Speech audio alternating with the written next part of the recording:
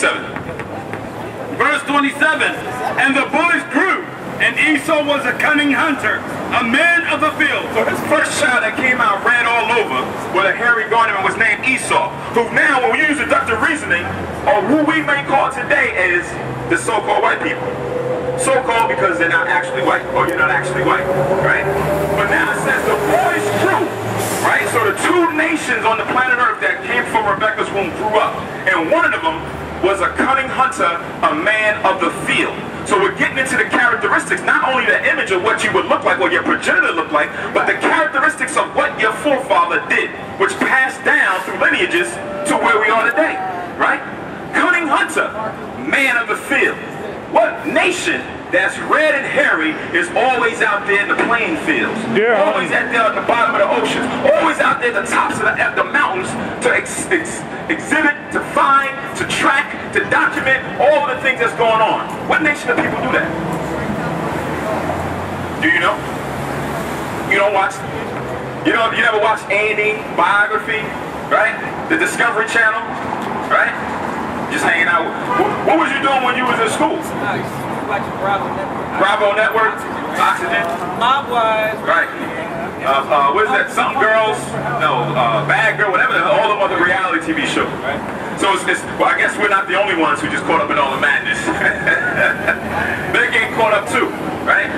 So when you look on these things, these hunters, these men in the field are your ancestors, all the way up until right now, because that's all who you see on TV. The same people from back then are doing it right now. It's not to say that the indigenous people in certain lands don't hunt, right? It's not to say that our people don't hunt, but we're using the description. There's a people that's red and hairy and is out there in the plain fields that's hunting, cunning at hunting, right? Very sharp and witty at knowing different ways how to hunt. So that's another clue. We got 3 clues. The look, them being men and women of the field, because even that guy from Australia got killed in the bottom of the ocean. What's his name? The Stingray guy, Steve Irwin, right? He had his wife along with him. She was out there, right? Even his daughter was out there. Now she got her own TV show. She's out there hunting out in the doggone field, right? That's why we say a man and a woman, right? So now we got that description. These 2 elements. Let's get the third. Read on. And Jacob was a plain man dwelling in tents. It says, and Jacob was a plain man dwelling in tents. So that's the other nation, whose name became Israel, who represents the 12 tribes of the nation of Israel. But now we're going to focus on Esau. Read on. And Isaac loved Esau because he did eat of his venison. One saying that we have amongst my community, when women try to get with men, the women, the mothers, will try to tell their children, their daughters, that the best way to a man's heart is through what? Huh? Through his stomach, through his belly. So you better know how to cook, because that's what that man is going to want to have, a wife or a woman that can be able to cook. So it says here, see, yeah, it is true, right? So here, even Isaac, it says he loved Esau, his red, hairy son, who's always out there in the field because he did eat of his venison. Meaning he was always out there in the field killing the animals, killing the prey, bringing it home so they can eat it. So he loved his son Esau for that, right? That was his son. But read on.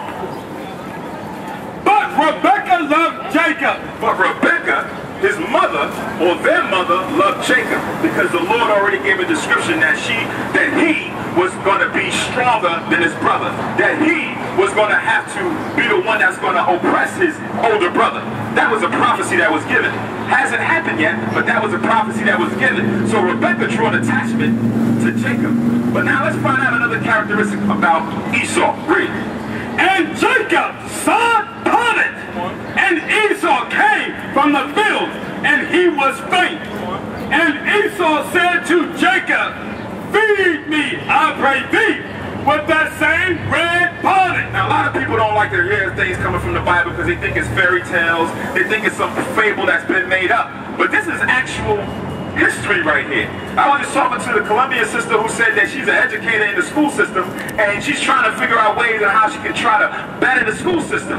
And one of the things that we're speaking about is trying to reach everybody on their level. Teach these different nations who they are and their own doctrine, their own history, so they are able to stand on their own and know, listen, you're Hawaiian or you're Puerto Rican or you're this. Let me go into your history. This is your history right here that we're about to read about. Because it says that Jacob was in the tent side potted of cooking, right?